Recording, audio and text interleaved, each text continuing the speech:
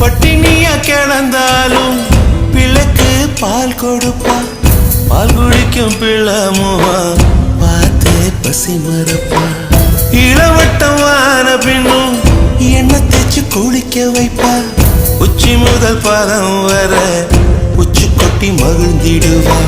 நெஞ்சிலே நடக்க வைப்பா, நிலாவ பிடிக்க வைப்பா. பிஞ்சு விரல் நகம் கடிப்பா, பிள்ளை எச்சில் சோறு தின்பா. பல்லு முளைக்க நெல்லு முனையா மெல்ல மெல்லதான் கீறி விடுவா.